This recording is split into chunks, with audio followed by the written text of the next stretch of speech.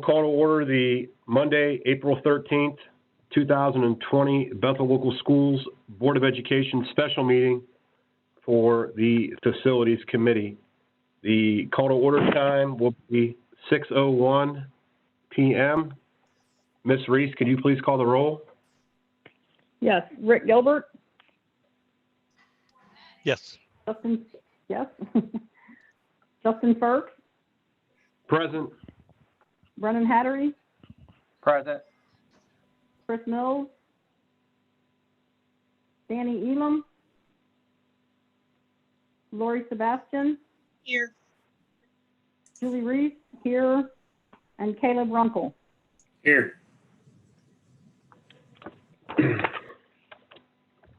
Okay, item number 3, do we have any additions to the agenda if needed?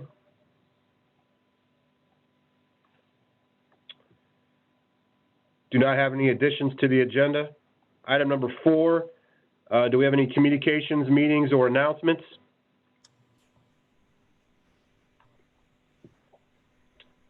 That'd be a no as well.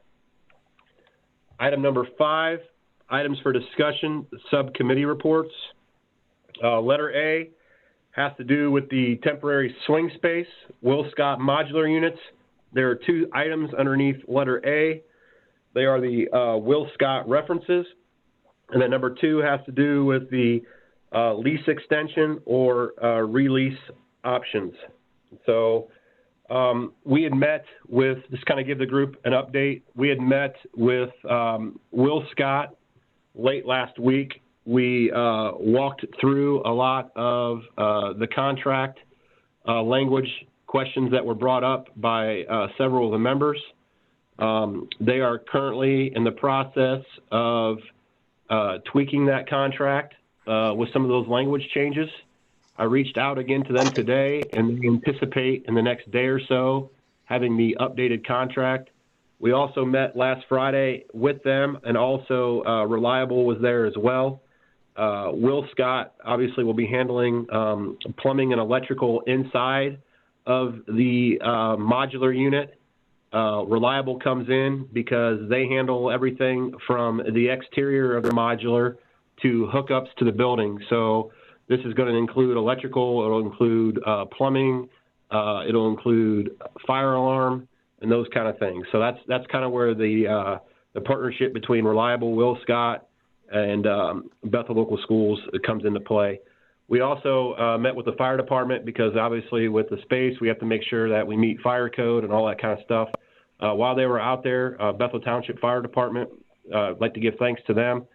They're going to assist not only us, but also Reliable with the removal of the stone, the tree stumps that are out there, the big rocks, and those kind of items. So thank you to Andy and those folks for their willingness to assist. In regards to the references, I called a number of references on Will Scott. Most of those schools were located in the Indiana region. All spoke very highly of them as far as quality of services, items that were delivered, the state of condition of the modular units when they were delivered, as far as customer service during the process, and ease of comfort with communication throughout it. So all references checked out with them, spoke very highly of them. As far as number 2, with lease extension or release options, one of the questions that was brought up was within the contract had 48 months. We had indicated 36. The reason why they added the 48 was to basically say we had an additional opportunity to extend the lease if we wanted, indicated that we prefer to have 36 months on it with the option to extend if need be.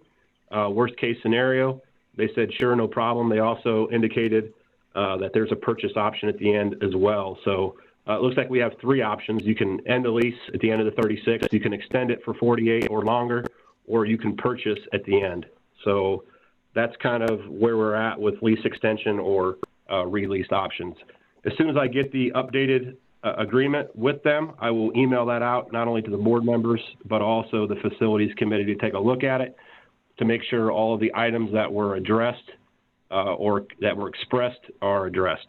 So is there any questions in regards to letter A at all?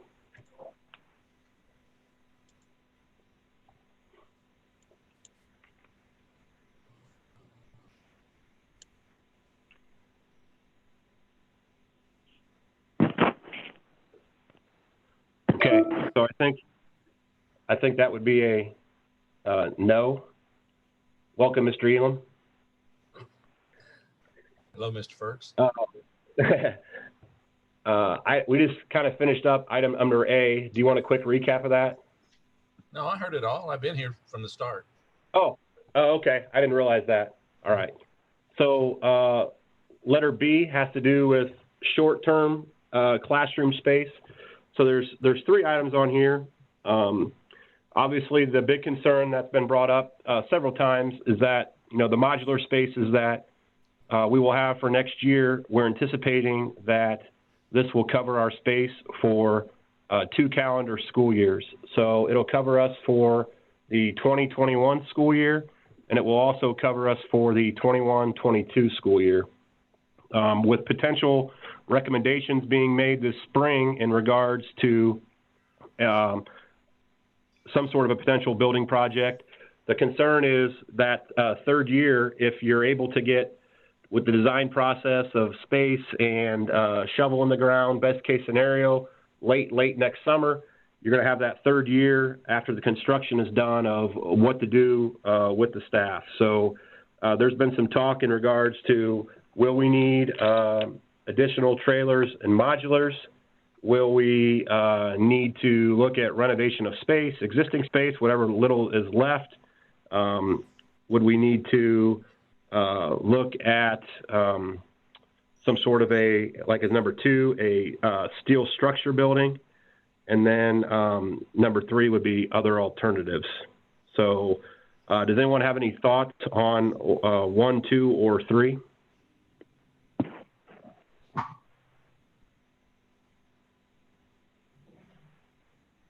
Well, so this is Julie. Yeah, another alternative. Originally, I think in the past, what we had always heard was the board at the time thought that it was possible to maybe do additional classrooms off the north end of the what's currently the high school building. So that may be something to look at, which would be permanent space and not money spent on trailers. Don't know. Just an option. Is Mark or Mike in the meeting at all? Mike? Yeah, I'm here. Mark is here. Mark, okay. Did you want to kind of, that's been brought up as far as potential classroom space on the north end of the high school. Are there any pros or concerns in regards to doing that with OFC that you wanted to explain, or funding or site plans? I guess the first question I have, and I must not have been listening closely enough to figure this out. So you're doing temporary trailers for 3 years, but are you saying that they're only good for the capacity of 2 years? Correct. Okay. So you do have them for 3 years. Okay, I was a little bit confused. Yeah. So you're really looking for the. Go ahead. I'm sorry. Yeah, our lease is for 3 years. We know we're covered space-wise. We're hoping, we're strongly confident we're covered for 2. It's that third year we'll continue to use those same modulars, and then we'll also have to find some additional space. Okay. So to start with, you're not getting enough modulars to cover what would be for that 3 years. Right now we're getting it's a 9. They call it a 9 floor. It's essentially terminology they use. It's 8 classrooms and then 1 restroom space. Oh, okay.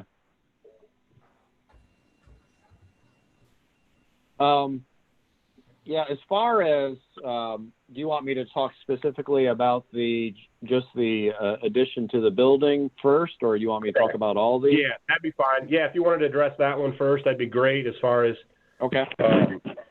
Anything you can speak to on that? Sure.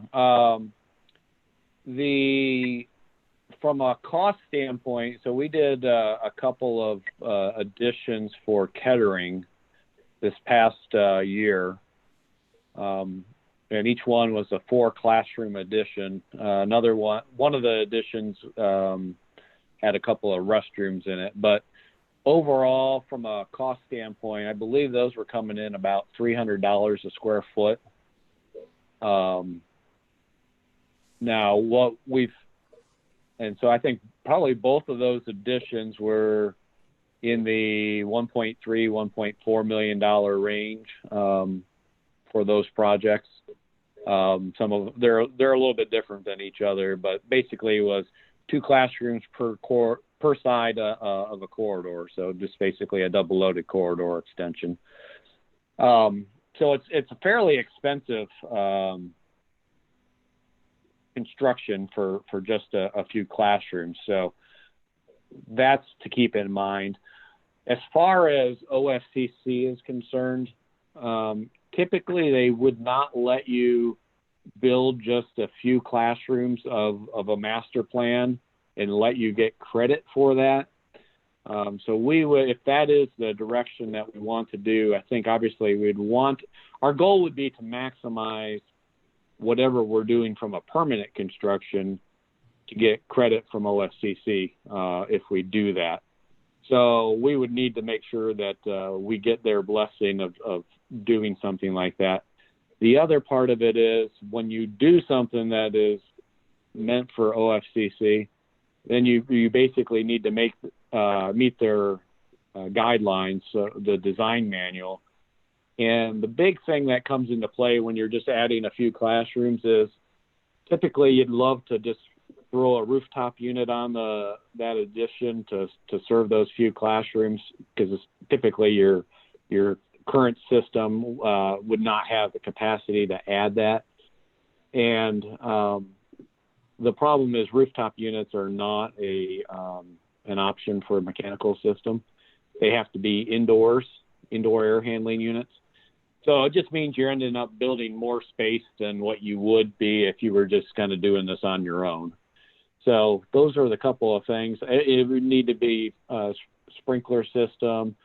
One of the things that we ran into at Kettering was the existing fire alarm system could not be expanded, and it was very old and did not meet the current code. And the fire chief took the opportunity to make them change the entire fire alarm system for the whole school. So that's being done this summer, possibly being done right now since they don't have school. But so those are things that kind of can trigger some things that maybe you weren't expecting, or some even additional costs on that. So we would want to make sure that we figure all that out if that's the direction that we want to go.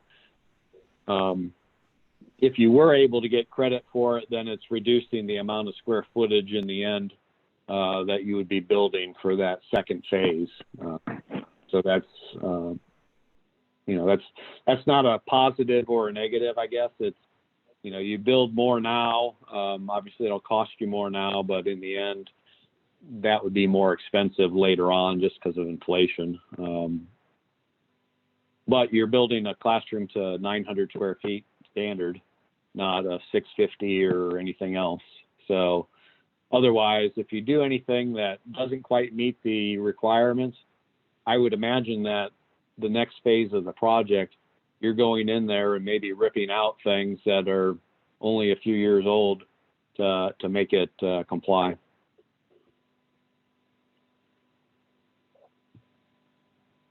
So does that help you with the? I appreciate the clarification. Does any other committee members have any questions for Mark? Is that space currently slated for another use in the larger plan? The concept is that we would be demolishing everything, but basically the high school portion of the building. So if you're adding on to the high school portion, I would assume that that's okay. You'd kind of like to figure out what your overall concept is for that, but I suppose you could add on now and then figure that out later.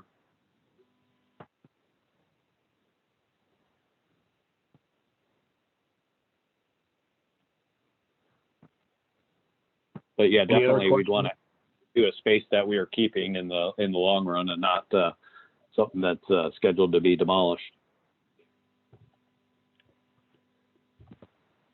Any other questions for Mark at all in regards to that?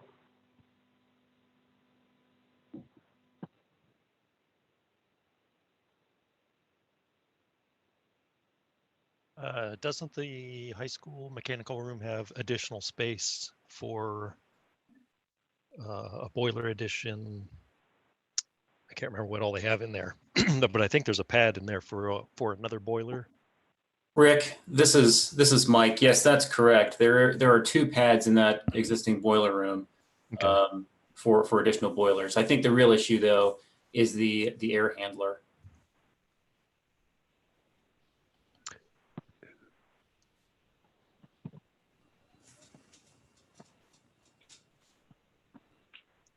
It's not an obstacle that can't be overcome. It's just knowing that whatever we're building is going to be a little bit larger than what you would anticipate. And if you needed restrooms or any other type of support spaces for that, it just, obviously drives up the cost and the amount of area that you need for that.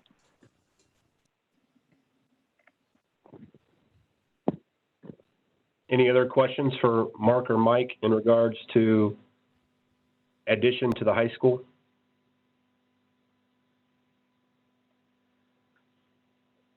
Okay, one of the other items that was brought up would be number 2, B2 would be a metal building. We've talked about this previously. The last estimate or quote that we received from BlueScope was $1+ million. I don't have the exact number in front of me. But just briefly describe to the group again and maybe to the community if the direction would be to go to a steel structure building for mid-range immediate, how that would come into play as far as fitting into site plans or master facility plans with OFCC, how that space counts or doesn't count, and what it can be used for or repurposed for.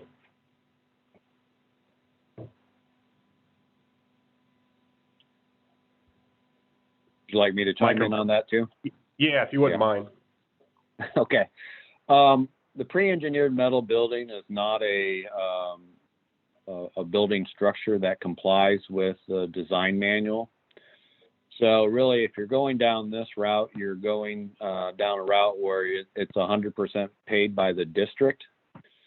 So good and bad, you can basically do what you want with that.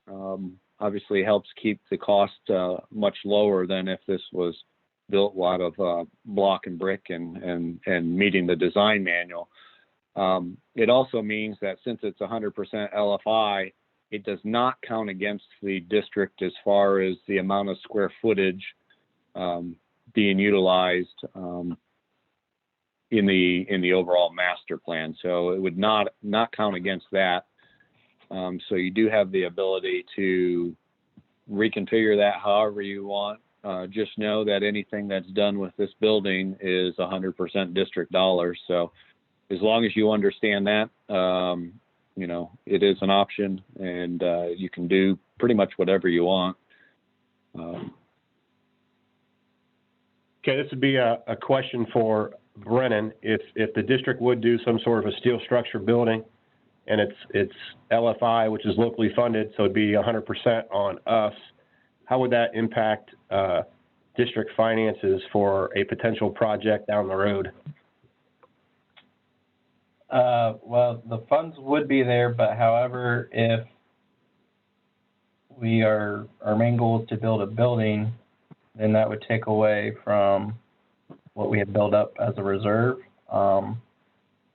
Because if we do the certificate of participation, what we have in the capital project funds will help us make payments for the debt for the first couple of years. So to me, it's going to be an either or. Either you do a metal building, but then you don't get a building, or you do a building and you figure out the 1 year where space could be an issue.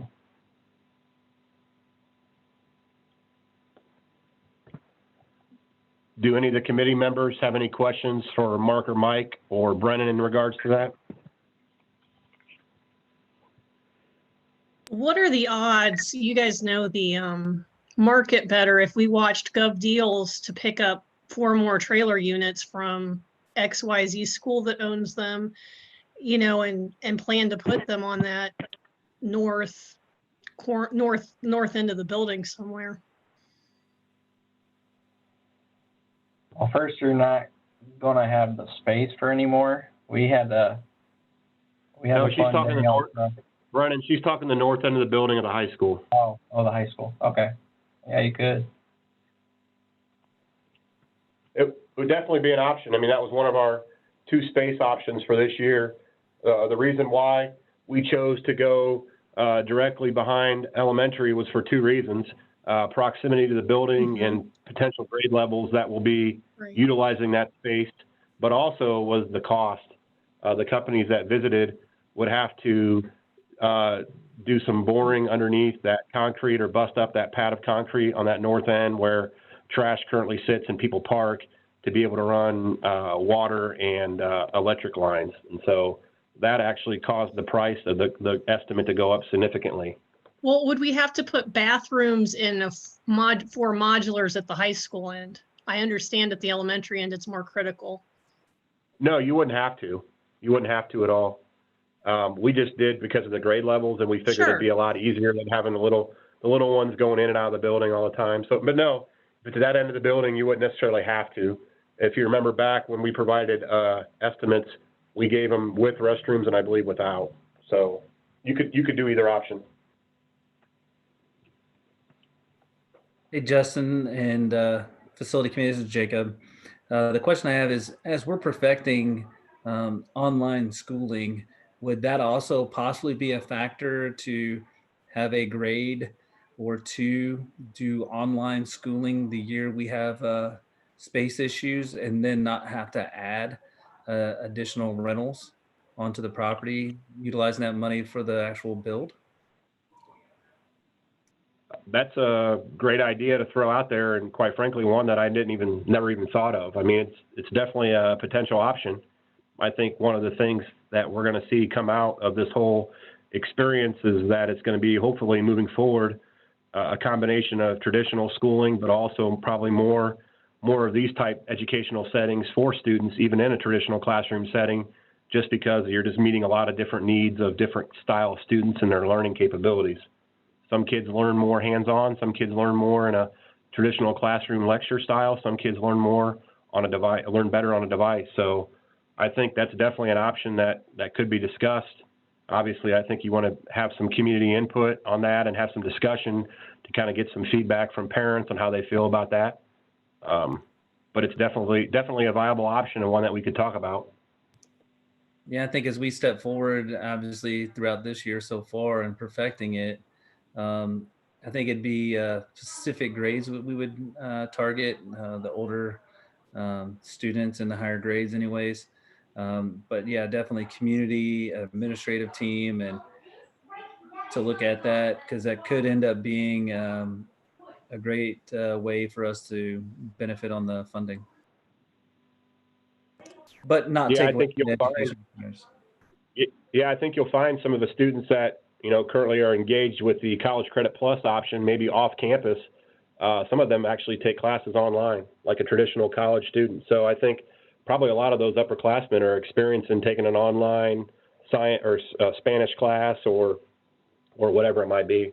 So it's becoming more and more popular. And I think when you look around the state of Ohio, a lot of the universities have stayed in session, but they've transitioned to basically all online courses like we have. So I think people are going to have a lot different taste and a lot different feeling for it, depending upon if we finish the rest of the year like this or we go back May 1. Concur. Well, and the other question is what we can afford. I listened to a little bit of the governor's address today, and I think Jacob had referenced this last work session, but the governor's talking about 20% across the board. And, he even said, he's like, that's going to really hurt schools or something to that effect. So, we're going to have to find ways of educating students at lower costs. All schools are, it's not just us. I would agree with that 100%. So do we have any other questions in regards to additional modular trailer space, a metal building to be repurposed, et cetera, or any other alternatives? Justin, can we do item D next, so we don't get hung up on this carriage trail stuff too long. I know there's, I'd like to make sure we get through the community forum stuff. Yes, absolutely. So I Thank guess you. at this point, yeah, no problem. I would ask Mark and Mike to come back in and kind of discuss the upcoming community forum, which is scheduled for, let me get my calendar. Check the date. If you Believe it's- skip ahead, we won't come back and do that item. We're gonna run out of time. I've got April 20th. Yeah. Okay, April 20th at 7 o'clock. Yeah. So Mark and Mike, did you guys want to talk a little bit about the upcoming meeting, preparation for it? Obviously, we're going to look at a combination of a Zoom meeting / broadcasted live on our YouTube channel that we recently established that we're utilizing tonight as well for people to view. We'll have an opportunity to type in questions. We'll also have survey questions attached. We'll make a link available on our website so that people who can't view it live can view it at a later date, and then obviously take the survey questions that go along with that presentation to kind of continue to gather more feedback so that we are staying on track with a combined 2 and 3 meetings together on the 20th to have a recommendation for the OFCC in July. But can you kind of talk us through what this process will look a little bit like? Yeah, let me start off. I had a brief conversation with Valerie Montoya about the next phase of the master plan. They are not making any decisions yet about ELP projects, obviously because of all the coronavirus stuff and the 20% across the board cuts.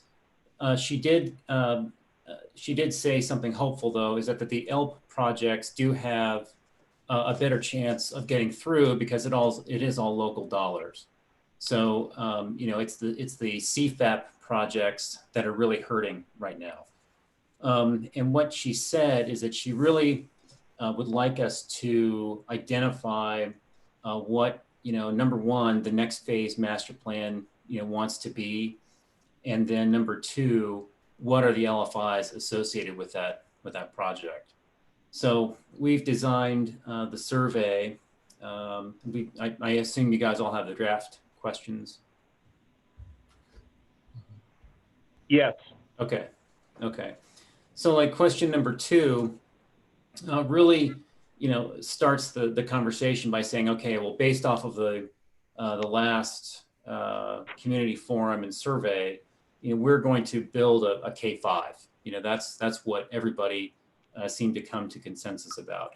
And then the next phase is what this question goes towards. So we have the 3 options. Number 1 is the K-5 and then a 612 building. Actually, that's option A. Letter B, which is master plan option 2, is a K-5, a 6-8, and then the 912 buildings. In this option, it's basically a new K-5, a new middle school 6-8, and then a renovation of the existing high school, and then an addition for that high school in phase 2 at CFAP. And then letter C is basically the new K-5 in phase 1, a renovation of the existing high school into the middle school, and then a new high school at CFAP. So the renovation of the existing high school into the middle school, and then a new high school would be the project at CFAP.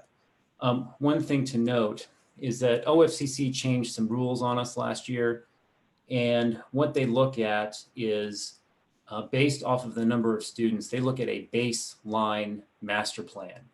So that master plan in our case is a K-5, new K-5, and a renovation of the existing high school with an addition to accommodate the high school students, plus an addition for the middle school. And what Valerie and both Paul Brown with Resource International confirmed is that in this scenario, the combination 612 building is less expensive than building the new middle school or high school because you're sharing services. You're sharing gyms, you're sharing the cafeteria, and there's more efficiency in that 612 building. So the master plan option A is the baseline master plan that OFCC has identified. So when we go to the other options, because of the number of students we have, they have deemed it less efficient to build a new middle school in conjunction with the renovation of the existing high school. So master plan B is, phase 1 is the new K-5. CFAT then would be a new middle school with a renovation of the high school. That master plan identified in 2019 dollars was $3.9 million in excess of the baseline master plan letter A. So they would make the district identify an LFI for that new middle school of $3.9 million, and that's in 2019 dollars. Same thing for letter C. The master plan that identifies a new high school is $5.2 million in excess of the baseline master plan. So they would again want an LFI included in that master plan to build that new high school. So any questions about that? And Mark, do you have anything to add about that one? Well, simply put, it's more expensive to build 3 buildings than 2 buildings. So they're saying to start with, hey, your baseline is the 2 buildings, the K-5 and the 6-8. If you want to build a new middle school or you want to build a new high school, that's fine. You can do that, but the district will be on the hook for the additional costs. So it's about 3.9 million for a new middle school, and basically 5.2 for the high school. So if you want to go that route. Now, for our first phase, that really doesn't come into play because you're only building a K-5. So I want to say we could probably pick something and then change our mind later if we really wanted to, because you've got some time to revisit the master plan when we get to the next phase. But they really want you to have a direction this time. So, that's a question if that's open up for the community. I assume that's a community decision, but obviously it has an impact on the dollars. Well, I think during this process, we have those conversations with the community, and we present those options, and we also let them know that depending upon which option is chosen, that there's going to be obviously a cost change, and they need to be aware of that. Right. If So you have I a thought certain, I'm sorry. Go ahead, Julie. Well, at the last meeting, we decided not to re-ask this question. So I'm not sure why it's still in here, because we've already asked the community the opinion on the buildings that they wanted, and we're not making a decision. This is not a community forum meeting where we're making a decision on what's going to be built. Also, I'm not understanding all of this, because how can we know the LFI of a phase 2 when we're going to reevaluate the projected enrollment? So I'm confused about why there's an LFI number in here. And also, none of these mention any of the things that are potential LFI projects, right? Athletics and things like that. So I don't know. I'm just confused on why this question is still here, because at the last meeting, the committee said to take it out. The question is there. So we know the grade level configurations, the K-5, 6, 8, and 9, 12. The intent is to build the K-5 first. So that'll be our ELPP project. Well, I don't know whose intent that is, because the facilities committee makes that recommendation, right? That's based off of the OFCC recommendation. Why this is back on here is because it's going to cost more money, taxpayer money, to build 3 separate buildings instead of 2. So the community wants a 6, 8, and a 9, 12, like they said. It is going to cost on our share $4 million more than if we just build a K-5 and a 6, 12. But this is based on the current enrollment projections? Yes. Correct. This is based, yes. So I thought that one of the advantages of doing the ELPP was that it was phased and we wouldn't make the entire decision because we could phase it. Well, Mark just indicated, Julie, that we can select our decision now, and then we have wiggle room or time to make a change later on for the next phase. Right. But in July, you're going to need to make a decision to OFCC of what your first phase of your plan is going to be. And the community has indicated that a K-5 building is what they would prefer. When did the community indicate that? Because I was at that meeting and that's not what I heard. We didn't talk On the about what's preferred. On the survey results that were posted.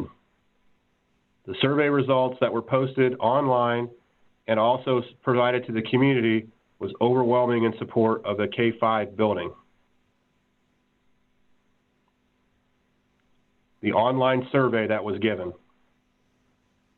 The other factors that go along with this is the 6-8, and Mike, correct me when I'm wrong, the 6-8 building does not have the capacity of what we expect for the enrollment increase.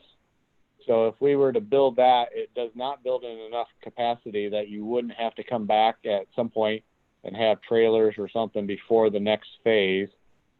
And then a 9-12 building exceeds the budget that you have, funds that you have available. So when you really only have those three options, and even a 6-12 is more expensive than what you have from this early budget standpoint, the K-5 then really only becomes really your only choice to build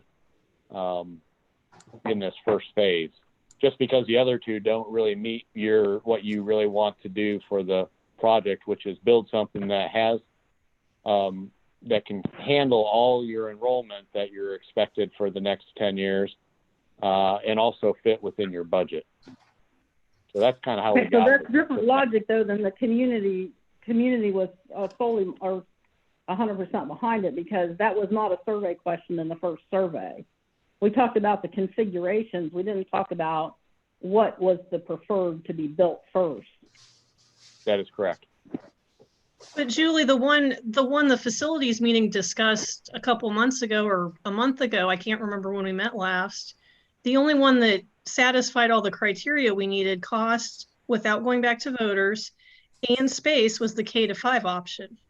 So I'm not sure why we're rehashing. I'm just saying that's different than saying the community said that that's what they wanted, because that's not the case. Well, but that was the option we have available that satisfies both. I mean, I'm not sure what we're trying to do to question that. That was our only choice. Well, I don't agree with that. There's other choices. There's things that you can split things. We still haven't talked about the possibility of putting an elementary school in a subdivision. I mean, that was part of the reason for putting the carriage trails update on the agenda, was so that those things could be brought into the conversation. And I'm not saying don't do it. I'm not saying it's not an option. I'm just saying it's not the only option. Well, we can't build a K-5 building anywhere else right now because we don't have land anywhere else. So, I mean, it might be a possibility in 5 years, but that's not reality now. Well, then it would be short-sighted to build an elementary school now, though, and then in 2 years get the land to be able to build another school that would likely be an elementary school. So I think this is a debate.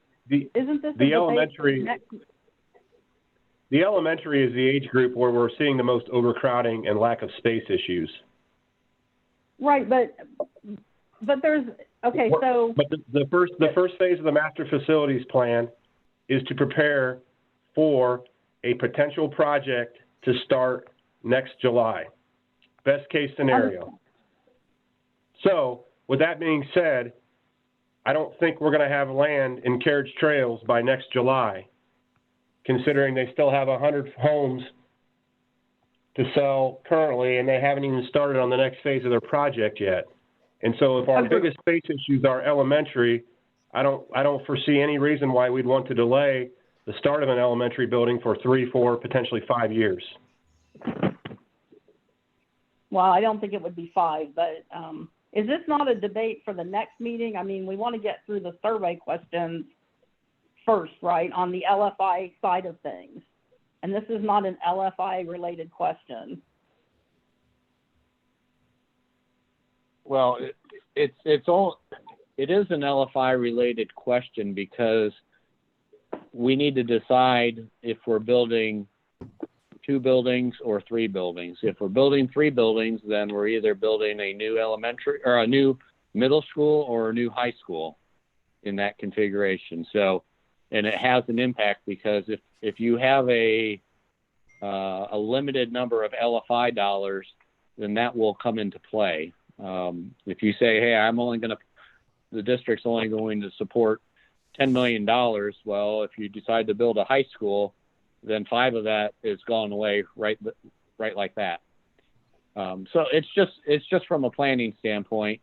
Like you said, there is an option later on to be able to adjust the master plan, but if you are looking at some of the other LFIs that are associated with, let's say, athletics, if you get to a point where you're spending more on the buildings than maybe you anticipated, it may limit you than what you can do from athletics or the board office or auditorium, whether you want extra space in the building. So that's the purpose of it. You're really trying to establish what those are so that you can, as you kind of work on your overall master plan, you know what kind of dollars you have to spend on each of the different items. Does that make sense? Yeah, but it's not a question. It's not a question that should be asked in the next community forum, right? This is the after discussion once we know all of the community input.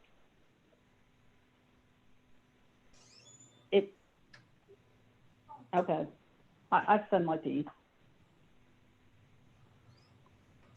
Okay, Mark and Mike, you guys want to continue to go through the other questions so we can get through So all my of those? vote is to take this out of here as it was in the last meeting, as the rest of the facilities committee asked to not put it in.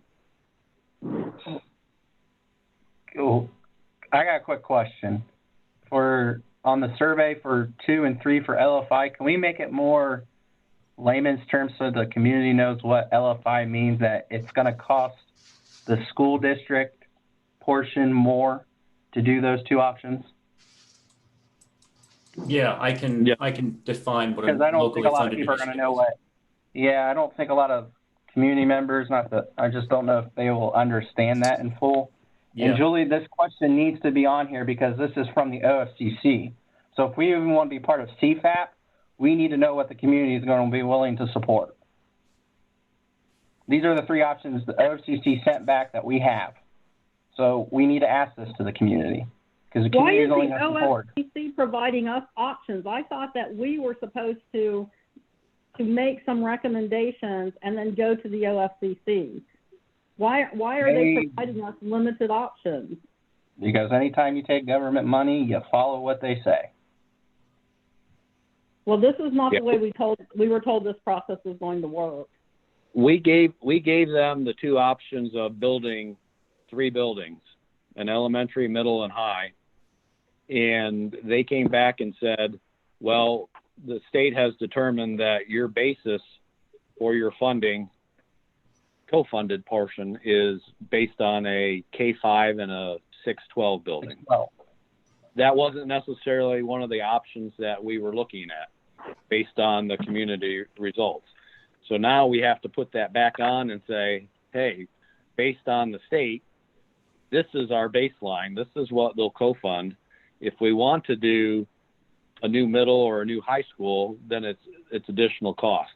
And we need to know that now because we need to give that to OFCC so that they can put that in the works for July. It's not something that we can wait and, decide years from now. I think we have the opportunity to change our mind later on, but we do need to start off by telling them what the plan is.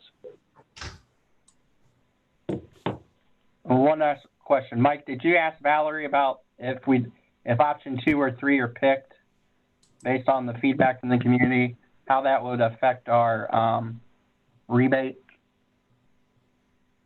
It wouldn't, because it's all based off of the baseline master plan. So the baseline master plan at roughly $63 million, your co-funded share remains your co-funded share in each one of these options. It's just for letter B and letter C, you're adding either $3.9 million in LFI, or for option C, $5.2 million in LFI as part of that master plan ELP project submitted for the July commission. So this would be either we find a way to get more additional funding with the money that we get, or we have to ask for taxpayers. Correct. They're not going to take it off of what we overspend in the elementary portion, correct? Correct. Okay. I just wanted to clarify that. Yeah, your local share is 16 million, so that's what you have to participate in. Once you go over that, you are getting your dollars back, but if it's LFI, you're not getting that back. So right. Yeah, so you're right. Okay. I just wanted to clarify because that was one of the questions we had on Friday. I think it might be good to clarify also that, and maybe we're not doing this, but in building the 3 buildings or building the 2 buildings, it would be in addition to the high school, or the high school is part of those 3 buildings, I'm assuming, existing high school? Yes, that's correct. Yeah, okay. So Yeah. we're not actually building 3 buildings, we'll just wind up with 3 buildings or wind up with 2 buildings. Well, in options B and C, you do end up with 3 buildings because you've Yeah. got the new K5, which is Yep, your yep, ELP no. project. No, And I then- understand that. Okay. Yep, I got you. Gotcha. Okay. Cool. All of the options still have the existing high school getting added onto in some form or fashion and renovated. So that portion will be a building, whether it's a 612, a middle school, or a high school. So then you're building whatever else. Okay. If we end up doing option 1, does that mean we're going to have swing space as we potentially tear down space that currently exists and then repurpose that for something new? No, I think the plan would be that we would build the additions around the existing building so that you wouldn't have to get swing space. Okay, All right. that'll be interesting. Great. It'll be fun. Are there any other questions? Questions 3 through 17 that you guys have any comments or suggestions, omissions, additions to? I'll Yeah. make a comment for ourselves. Mike and I are working on the relative costs for some of those LFIs so that people have an idea of what they're asking for, how much it might cost. Since that may play a factor in what certain decisions are. Yeah. My only question in regards to the remaining would have to do with number 16. I wasn't sure where that one was coming from, considering the district, I think, had tennis courts at one time and removed them. And people that have been here a lot longer than me can speak of that. And we currently do not have a tennis program. Not saying we couldn't have one in the future. Right. But not sure. Right. I that's a included priority. that question in there as kind of a, do you want to bring tennis back? It's kind of a, here's a little dream question. Do we want to bring tennis back as a program? Okay, that's It fine. may be a low priority, but the last question, question 18 basically kind of ranks all that, and that will shake out in the priority ranking. Well, as the high school gets bigger, that question will be asked. Yeah. And really, the remaining questions are, geared for trying to flush out what LFIs are important to the community. That's the whole goal. Hey, I have a question. This is Jacob. I have a question on question number 5. It starts with, a very long statement there. Would you be in favor of constructing additional preschool classroom onto the new building? The additional classroom will be funded locally without assistance from the state and would cost between estimated 575. There's no between. Yeah, it should be just 575. That's a typo. Yeah, but I was wondering, we talked about in that break there between question 2 and 3, right above it, it says questions concerning locally funded initiatives. Almost if you took part of that description out, right? This will be funded locally without assistance from the state. And as we discussed earlier, like Brennan had brought up, if you put that large descriptor there in that break between 2 and 3, you wouldn't need to add it to the question 5. Yeah, I can do that. That's a good point. And then everybody would understand that all the remaining questions fall under that kind of heading. Yeah. Yeah, I can So do that. on question 5, though, I thought the understanding was that part of that can be paid for by, can be co-funded. Only The only if part, the that can, students- the only part that can be co-funded is a special education preschool. Well, I understand, but to say that it's totally funded by us is not an accurate statement. But there are many schools that have preschool that do not have just a special education program. So I know, I'm there just are a saying number of people need, schools. I understand, Okay. I'm just saying that we need to understand that for this question, that part of it is co-fundable. It's not 100% LFI. What sort of construction issues are there, Mike, with special ed preschool? I don't think it's a matter of construction issues. I mean, they do identify a particular type of classroom in the design manual for special ed preschool programs. It's just, where do those special ed kids ultimately go? Most of them end up going toward the ESCs because a lot of the districts don't have the resources to serve those kids adequately. So it's really a matter of, I think this question really is geared more toward a normal, kind of quote unquote normal preschool kind of population. So this special ed preschool, in your opinion, is a really small percentage. Yeah, and I don't know how many special ed preschool kids you have in the district. I don't know. I don't know either. Okay.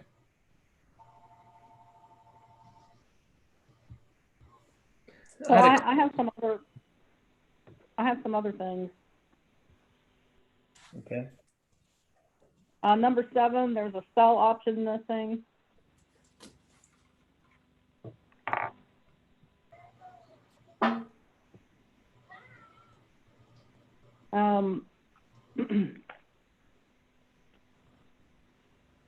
So, and number 18, the ranking question is, it has 2 questions on central office, which seems kind of odd. And they're in a different order than the questions above, and you're missing auditorium in there completely. And then there's some typos. Yeah, I'll fix baseball those. field and things like that. Yeah. What was the issue with number 7? There's no option to just sell it. Oh, to sell the building?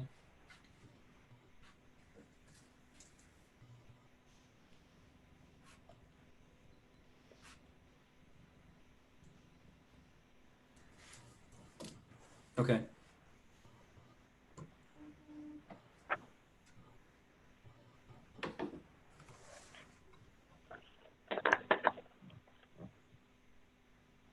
Hey, Mike, this is Jacob. I had a question on question number 17. Yeah. It talks about how important is material upgrades for the building. These might include upgrade flooring materials or upgrade roofing. Mm-hmm. It talks about it. Is there anything else we'd be looking to upgrade? Because I know there's upgrade flooring well under terrazzo flooring, right? That we would probably be looking at for Oh, yeah. durability and lasting. But is there any other options that we'd be looking at that would be an upgrade? Is that windows or doors or? No, because typically windows and doors, those are already thermally broken. They pretty much specify the top of the line, you know, for the OSDM. They will have integral blinds in the windows and things of that nature. You know, some districts have gone for bigger gyms as an LFI, more bleacher space. You know, there's a whole range of different LFIs that you could identify. You know, the material upgrades are the ones that are easiest because they don't affect square footage. They don't increase the size of the building. Mark, I don't know if you have anything to add, you know, to that discussion there. No, I mean, usually Mike's right. The design manual is pretty hefty as far as what's specified in there and what you get for these schools. So typically what you would see from a material upgrade is number one is usually terrazzo. That usually is what most districts are looking for. Then secondly, sometimes when you want to do like a metal roof, that tends to come into play. You could potentially have some stuff for some precast or whatnot, but that's a little, nowadays we're finding that you can get that in the budget. So that's usually not something that we would necessarily need to have as an LFI. Yeah, And like something like that precast. too, you could always decide later on if you wanted to, when you're even in the project, like Mike said, it's easy to kind of, you're not changing the square footage. So you could do a bulletin while you're doing the construction and figure out, hey, I want to change my roof or I want to change the flooring to something else. So this is not necessarily a major one, but it does, you know, if you had something in mind that you really wanted, like terrazzo, then obviously you'd want to establish that cost so that you know what you're getting into. Would it be possible to get a copy of this questionnaire? Yeah. Yeah, Justin, you have this copy, right? Yeah, I can forward it to the facilities committee as well. Okay. When I initially sent it on, I just sent it to the board.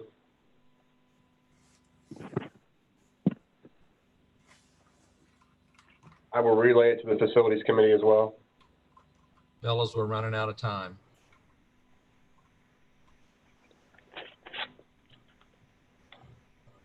Okay.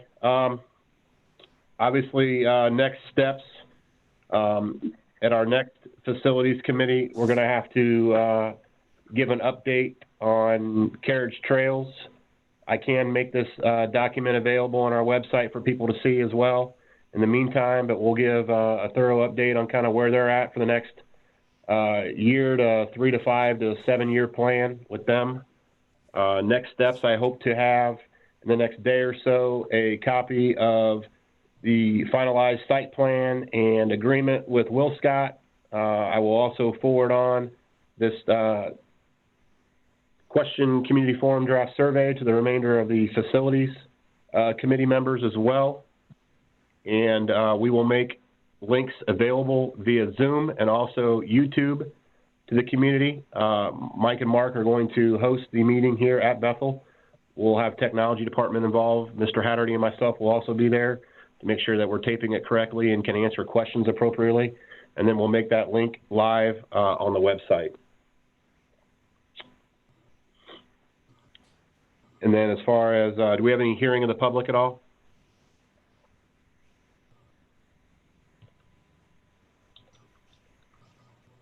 I have nothing. Okay. So the next meeting date and time will be when, Brennan? Will be May 11th. Okay, May 11th, 2020 at 6:00 p.m. Can I get a motion to adjourn?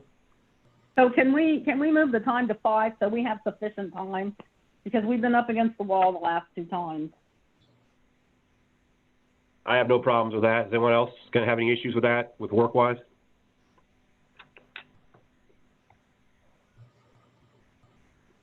I'm good.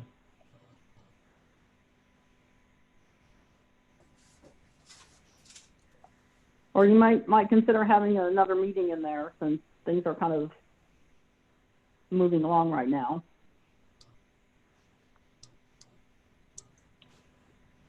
What would the committee prefer? Additional meeting or to start the next meeting at 5 o'clock? Early time. I agree. Early time.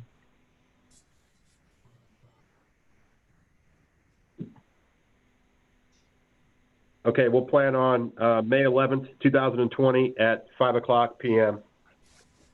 Do I have a motion to adjourn? I'll move. Is that Lori? Yes. I'll second. Okay. Second, Danny? Yep. Ms. Reese, can you call the roll, please? Yes, Brent Gilbert, Yes. Justin Turks, Yes. Brendan Hattery, Yes. Danny Elam, Yes. Lori Sebastian, Yes. Julie Reese, yes, Caleb Runkle. Yes. Okay, meeting adjourned at 7:02 p.m. Thank you, Justin.